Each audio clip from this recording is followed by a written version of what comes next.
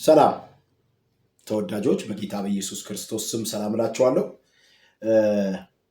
ዛሬ ደግሞ ከኢያሱ መጽሐፍ ምዕራፍ 14 ከ4 እስከ 15 ባለው የመጽሐፍ ቅዱስ ክፍል ላይ በመመስረት አጭር የእግዚአብሔርን ቃል የምንከፋፈል ይሆናል። በመጀመሪያ ክፍሉን በማንበብ ጀምራለሁ። የይሁዳም ልጆች በጌልጌላ ወደ ኢያሱ ቀረቡ። ቄኔዛዊውም የዮፎኒ ልጅ ካሌብ አለው፣ ለአምላክ ሰው ለሙሴ ስለኔና ስላንተ እግዚአብሔር በቃዴስ በርኔ የተናገረውን ነገር ታውቃለህ። የእግዚአብሔር ባሪያ ሙሴ ምድርን ትሰልል ዘንድ ከቃዴስ በርኔ በላከኝ ጊዜ እኔ የ40 ዓመት ሰው ነበርኩ። እኔም በልቤ የነበረውን ቃል መለስኩለት። ከኔ ጋር የወጡ ወንድሞቼ ግን የሕዝቡን ልብ አቀለጡ። እኔ ግን አምላኬን እግዚአብሔርን ፈጽሜ ተከተልኩ። ሙሴም በዚያን ቀን የአምላኬን እግዚአብሔርን ፈጽመ ተከትለሃልና እግር የረገጠው ምድር ለአንተና ለልጆች ለዘላለም በእርግጥ ርስት ይሆናል ብሎ ማለ። አሁንም እነሆ እግዚአብሔር ለሙሴን ቃል ከተናገረ በኋላ እስራኤል በምድረ በዳ ሲዞሩ እርሱ እንደተናገረኝ እግዚአብሔር እነዚህን 45 ዓመት በሕይወት አኖረኝ። አሁንም እነሆ ለእኔ ዛሬ 85 ዓመት ሆነኝ። ሙሴም በላከኝ ጊዜ እንደነበረው ዛሬ ጉልበታም ነኝ። ጉልበቴም በዚያን ጊዜ እንደነበረ እንዲሁ ዛሬ ለመዋጋት ለመውጣት ለመግባት ጉልበቴ ያው። አሁን እንግዲህ በዚያን ቀን እግዚአብሔር የተናገረውን ይህን ተራራማ ሀገር ስጠኝ። አንተ በዚያ ቀን የናቃውያን ታላላቆችና የተመሸጉ ከተሞችም በዚያ እንዳሉ ሰምተህ ነበር። ምናልባት እግዚአብሔር ከኔ ጋር ይሆናል፣ እንደተናገረኝም አሳድዳቸዋለሁ።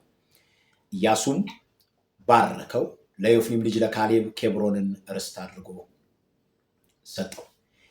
የኢያሱ መጽሐፍ እንደምታውቁት እስራኤላውያን እግዚአብሔር እየተናገረላቸውን የተስፋይቱን ምድር ተዋግተው የወረሱበት እግዚአብሔር የተናገረውን እንደሚፈጽም የተናገረውን እንደሚያደርግ የምንመለከትበትና የምንማርበት የመጽሐፍ ቅዱስ ክፍል ነው። በዚህ የመጽሐፍ ቅዱስ ክፍል ላይ ዝም ብለን እንደው ለአጠቃላይ ነገር ብንመለከተው በአራት መክፈል እንችላለን። ከምዕራፍ 1 እስከ ምዕራፍ 5 ቁጥር 15 ድረስ የተስፋይቱን ምድር ለመውረስ የተደረገ የዝግጅት ክፍል ነው። ከምዕራፍ 6 እስከ ምዕራፍ 13 ቁጥር 7 ድረስ ደግሞ የውጊያ ምዕራፍ ነው። ውጊያ የተነገረላቸውን የተስፋይቱን ምድር ለመውረስ ያደረጉትን ውጊያ የምንመለከትበት ክፍል ነው። ከምዕራፍ 13 ቁጥር 8 እስከ 22 ድረስ ደግሞ የክፍፍል ምዕራፍ ነው። የወረሱትን ተዋግተው የወረሱትን ደግሞ የተከፋፈሉበት የክፍፍል ምዕራፍ ሲሆን ቀጥሎ ያለው አራተኛው ክፍል የኢያሱ ስንብትና የእሱን እረፍት የምንመለከትበት ክፍል ነው። እኔ አሁን ያነበብኩላችሁ ክፍል የሚገኘው በተለይ የክፍፍል ምዕራፍ ላይ የክፍፍል ጅማሬ ላይ ሲሆን ልናገርበት ያሰብኩት የመልእክቴ ርዕስ ከመንፈሳዊ እርጅና መጠበቅ የሚል ዋና ሐሳብ አለው፣ ወይም በዚያ ላይ ያተኮረ ሐሳብ ነው የምናገረው። በዚህ ክፍል ላይ እንዳነበብነው ኢያሱ ከሌሎችም ሽማግሌዎች ጋር በመሆን በጦርነት ተዋግተው የያዙትን ምድር በማከፋፈል ላይ ሳለ ጨምሮ መጥተው ካሌብ የሚያደርገውን ንግግር ነው በዚህ ክፍል ላይ የምንመለከተው። ካሌብ በዚህ ክፍል ላይ በመምጣት የሚናገረው ሲከፋፈሉ ያው እንደምታውቁት በእጃቸው የያዘውትን ብቻ የተከፋፈሉ ስለነበር ካሌብ ደግሞ መጣና አይደለም፣ ይሄኛውን ምድር ተዋግተን ያላስለቀቅ ነው በጠላቶች እጅ ያለውን ዛሬም በምሽግ ያለውን ዛሬም አያላን የሚባሉ ሰዎች ኤናቃውያን፣ እነዛ አያላን የሚባሉ አያላን የሚል ስም የተሰጣቸው የያዙትን እሱን ምድር ለእኔ ርስት አድርገህ ስጠኝ ብሎ ወደ ኢያሱ ሲመጣና ይህንን ሐሳብ ሲናገር እንመለከታለን። እንደነገርኳችሁ መንፈሳዊ እርጅና በጣም ከባድ የሆነ መንፈሳዊ የሚመስል አደገኛ በሽታ ነው። ይህ በእድሜ ላይ የተመሰረተ አይደለም። አካላዊ እርጅና በተለያየ መንገድ በሰዎች ላይ ሊፈጠን ወይም ደግሞ ሊዘገይ ይችላል። ልክ እንዲሁ መንፈሳዊ እርጅና በሰዎች ላይ ሊመጣ የማይገባው ግን ሊመጣ የሚችል ሊከሰት የሚችል ደግሞ በተለያየ መንገድ ሳናውቀው ቢሆን ውጤቱን እያየነው ያለ ነገር። ለመሆኑ መንፈሳዊ እርጅና ምልክቱ ምንድን ነው የሚለው በጣም ባጭሩ ቶሎ ብዬ ሐሳቦቹን ብቻ አነሳና ከዛው ከክፍሉ ከመንፈሳዊ እርጅና መጠበቅ በሚለው ዋና ሐሳቤ ላይ አተኩራለሁ። መንፈሳዊ እርጅና የመጀመሪያው ነገር ባለን ነገር መርካት መቆም።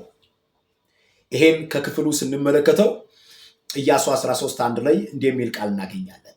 ኢያሱ ሸመገለ፣ በዕድሜውም አረጀ። እግዚአብሔርም አለው አንተ ሸመገልክ፣ በዕድሜህም አረጀ፣ ያልተወረሰች እጅግ ብዙ ምድር ገና ቀርታለች። ኢያሱ አርጅቷል። ኢያሱ ደክመዋል። ኢያሱ ከዚህ በኋላ መቀጠል አይፈልግም። ለምን? አርጅቷል። እግዚአብሔር ደግሞ አንተ አረጀህ ይለውና ግን ገና ብዙ ቀርቷል ሲለው እንመለከታለን። በጣም በሚገርም ሁኔታ መጽሐፍን ስንመለከት ኢያሱ የሞተው በ110 ዓመቱ፣ ሙሴ ደግሞ የሞተው በ120 ዓመቱ። መጽሐፍ ቅዱስ ስለ ሙሴ ሲነግረን ዘዳግም 34 ቁጥር 7 ላይ ሙሴም በሞተ ጊዜ ዕድሜው 120 ዓመት ነበረ፣ ዓይኑም አልፈዘዘም፣ ጉልበቱም አልደነገዘም ነበር ብሎ ይነግረናል። በጣም በሚገርም ሁኔታ ሙሴ በ120 ዓመቱ ሲሞት ጉልበቱ ገና ነበር። ኢያሱ ገና 110 እንደውም የሞተበት ከክፍፍል በፊት ደግሞ ያለውን ዕድሜ ብንመለከት ከዛ አነስ ያለ ነው። ግን በቃ አርጅቻለሁ ብሎ አሁን ባለው ነገር ማቆም የፈለገበት ጊዜ ወገኖቼ፣ ተስፋ መቁረጥ ከጀመርን አንዳንድ ጊዜ ከምናልፍባቸው ከባድ ምዕራፎች፣ ከሚገጥሙን የህይወት ፈተናዎች፣ ከምናልፍባቸው የተለያዩ መንፈሳዊና አካላዊ የሆኑ ተግዳሮቶችና ጦርነቶች የተነሳ መሰላቸት፣ መድከም፣ ተስፋ መቁረጥ በህይወታችን ሊከሰት ይችላል። ኢያሱ ውስጥ ይህን እንመለከታለን። 40 ዓመት በምድረ በዳ አሳልፈዋል። በጣም ረጅም ዓመት ከ20 እስከ 30 ዓመት የሚፈጅ ጊዜ ደግሞ በጦርነት አሳልፈዋል። ታዲያ በእነዚህ ጊዜያቶች ወቅት ካለፈባቸውና ካሳለፋቸው መንገዶች የተነሳ ኢያሱ ያረጀ፣ በቃኝ ያለ፣ የደከመው፣ የተሰላቸ ይመስላል። ልክ እንደዚሁ በህይወታችን ውስጥ መሰላቸት፣ ተስፋ መቁረጥ፣ መዳከም፣ ያለኝ ይበቃኛል ብሎ መቆም ነገሮች ከተከሰቱ ከመንፈሳዊ እርጅናዎች መካከል እንደ አንዱ ልንመለከተው እንችላለን። ሌላኛው በትዝታ መኖር ወይም ባለፈ ታሪክ መጽናናት። በተስፋ እንድንኖር እንጂ መጽሐፍ ቅዱስ በትዝታ እንድንኖር አያስተምረን። ስለዚህ በአሁኑ ተስፋ ቆርጠን ባለፈው ዘመን እየተጽናናን ያለፈ ዘመን ታሪክ እያወራን ዛሬን እያቃጠልን የምንኖር ከሆነ መንፈሳዊ እርጅና ወደኛ እየመጣ እንደሆነ የሚያመለክቱ ምልክቶች ናቸው። መጽሐፍ ቅዱስ በዘኍልቍ መጽሐፍ ምዕራፍ 11 ቁጥር 5 ላይ እስራኤላውያን በምድረ በዳ ከቀሩባቸው መውረስ ሲገባቸው እንደሰሙት ድምፅ፣ እንደሰሙት የተስፋ ቃል ላለመውረሳቸው ምክንያት የሆናቸው የግብፅ ትዝታ ነበር። ስለዚህ አንዱ የመንፈሳዊ እርጅና ተግዳሮት በትዝታ መኖር። ትዝታ ያስፈልጋል፣ ያለፈ ታሪክ ያስፈልጋል። ግን ለመማርና ወደፊት ለመቀጠል ካልሆነ አደገኛ። ሶስተኛው በልምድ ብቻ መኖር። ልምድ ጥሩ ነው። ልምድ የሚመከር ልንጠቀመው የተገባን ነገር ነው። ግን ልምድን ብቻ መሰረት ያደረገ ህይወት መምራት ግን ተገቢ አይደለም። እግዚአብሔር ለእያንዳንዱ የህይወት ምዕራፋችን፣ ለእያንዳንዱ እርምጃችን፣ ለእያንዳንዱ የህይወት እንቅስቃሴያችን ምሪት አለው፣ ድምፅ አለው፣ መልእክት አለው። አዲስ ነገር እግዚአብሔር ሁሌም አለው። ልምድ ያስፈልገናል፣ እውነት ነው። ግን ምሪትም ደግሞ ያስፈልገናል። ሁል ጊዜ መሰረት የምናደርገው ልምድን ብቻ ከሆነ ሌላው የመንፈሳዊ እርጅና ምልክት ነው። ለዚህ ጥሩ ማሳያ የሚሆነን አንዱ ኤሊ ነው። ኤሊ ስለ ልጆቹ ከማህበሩ ሰምቷል። ኤሊ ስለ ልጆቹ እግዚአብሔር ተናግሮታል።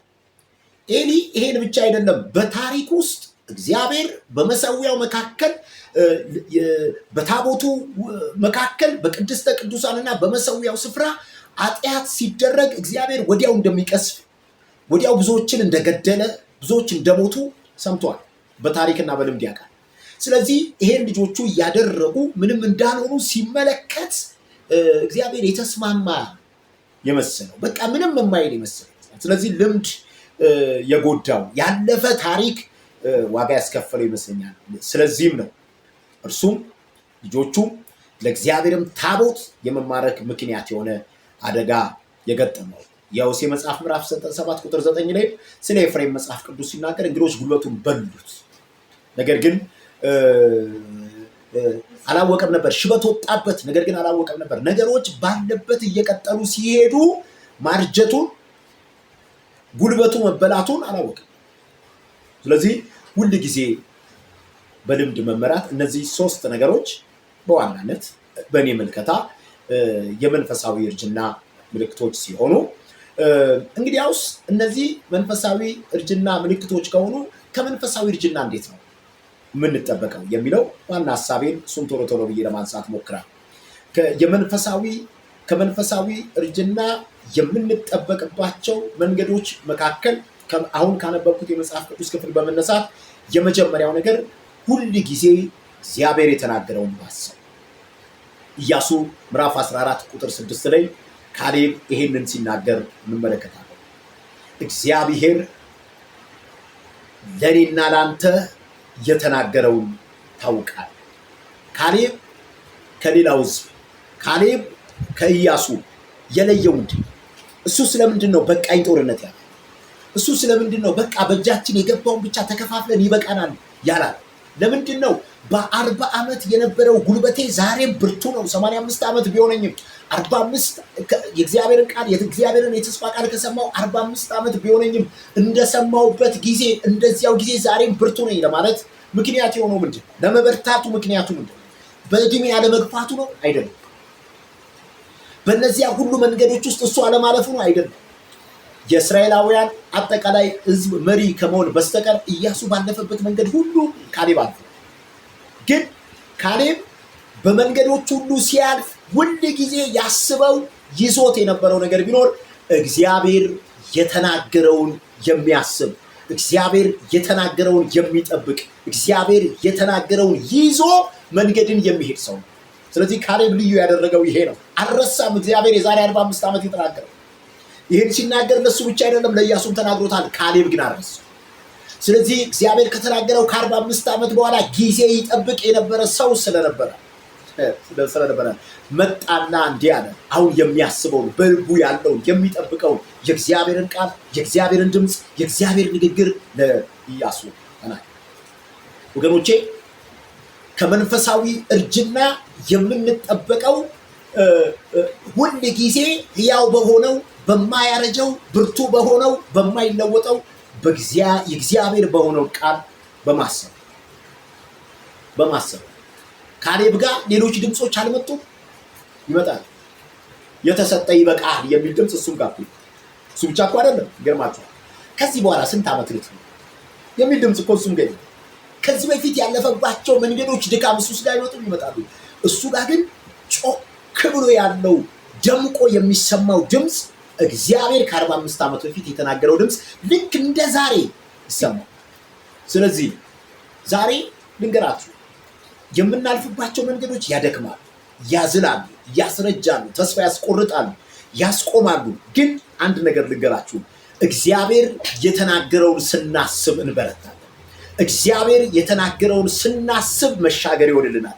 እግዚአብሔር የተናገረውን ስናስብ ከድካማችን በርትተን በእግዚአብሔር ቃል መውጣት ይሆናል። ስለዚህ እግዚአብሔር የተናገረውን መጽሐፍ ቅዱስ በሉቃስ ወንጌል ምዕራፍ 2 ከ25-38 ባለው የመጽሐፍ ቅዱስ ክፍል ላይ 2 የሚገርሙ አዛውንቶች እንመለከታለን። ስምዖን የተባለ ሰውና አሮጊቷ መበለት የሩፋኤል ልጅ አና። እነዚህ ሰዎች አርጅተዋል። እነዚህ ሰዎች እድሜያቸው ገፍተዋል። ግን ትጉ ነበሩ። ይጾሙ ይጸልዩ ነበር። መቅደስ አይቀሩም ነበር። ምንድነው መቅደስ ለመምጣት በዚህ እርጅናቸው ጉልበት የሆናቸው ብላችሁ ካሰባችሁ የሰሙት ድምፅ ነው። በጌታም የተቀባውን ሳያይ ሞትን እንዳያይ በመንፈስ ቅዱስ ተረድቶ ነበር ይላል መጽሐፍ ቅዱስ። አካላችን ቢደክም እንኳን መንፈሳችን እንዳይደክም በመንፈሳችን ብርቶች እንድንሆን የሚያደርገን ከእግዚአብሔር የሰማነው ቃል። ወገኖቼ ዛሬም ይህን ልበላችሁ፣ እግዚአብሔር ምን ብሎ ነበር? መቼ የተናገረን ነገር ሊቆይ ይችላል። ሁኔታው ላይመስል ይችላል። ኑሮው የሚያደክም ሊሆን ይችላል። ግን የነዚህን ሁሉ ተጽዕኖ ማለፍ የሚችለው የተናገረንን የእግዚአብሔርን ቃል የተናገረንን የእግዚአብሔርን ድምፅ ስናስብ ስናነሳ ብቻ። ስለዚህ ዛሬ የምላችሁ እንደገና እግዚአብሔር የተናገረንን በማሰብ በማንሳት ወደፊት መቀጠል ከዛልንበት ከደከምንበት የምንወጣው በእግዚአብሔር ድምፅና ንግግር። ሁሉ ጊዜ እግዚአብሔር የተናገረንን ለማሰብ እነዚህ ነገሮች ማወቅ አለብን። እናውቃለን፣ ግን እንዲሁ ላሳስባችሁ። አንዱ እግዚአብሔር ሲናገር ሁሌም ራሱን ተማምኑ፣ እኛን ተማምኑ፣ ያለንበት ሁኔታ ተማምኑ፣ የትምህርት ደረጃችን ተማምኑ፣ ሀብታችንን ተማምኑ፣ እድሜያችንን ተማምኑ፣ ዘራችንን ተማምኑ። እግዚአብሔር አይናገርም። ሲናገር ራሱን ተማምኖ ይናገራል። እግዚአብሔር ሲናገር ራሱን ተማምኖ ይናገራል። ሁለተኛ እግዚአብሔር የተናገረውን የሚፈጽመው በእኛ መንገድ አይደለም፣ በራሱ መንገድ። ሶስተኛ እግዚአብሔር የተናገረውን የሚፈጽመው በእኛ ጊዜ አይደለም፣ በራሱ ጊዜ ነው። ስለዚህ አንዱ ከመንፈሳዊ እርጅና የምንጠበቅበት መንገድ ምንድን ነው ካላችሁ የእግዚአብሔርን ቃል ማሰብ። ስለዚህ ዛሬ እንዲባርካችሁ የዛሬን መልእክት ጨርሳለሁ። የሚቀጥለውን ነጥቦች ደግሞ በክፍል 2 የማነሳቸው ይሆናል። እንደዚህ ብዬ አጠናቅቃለሁ። እግዚአብሔር በዘመናችን ውስጥ ስለ ራሳችን፣ ስለ ቤተ ክርስቲያን፣ ስለ አገራችን፣ ስለ ትውልዳችን የተናገረንን በማሰብ የተናገረንን በማንሳት ለተናገረን ነገር በመሰጠትና በመታመን ህይወትን እንድንቀጥል ከመንፈሳዊ እርጅና እንድንጠበቅ ላሳስባችሁ ወዳለሁ። እንደገና እግዚአብሔር የተናገረንን የምናነሳበት ዘመን በኢየሱስ ስም እግዚአብሔር ያደርግልን። ጸጋ ለሁላችን ይብዛ። እግዚአብሔር ይባርካችሁ። ተባረኩ።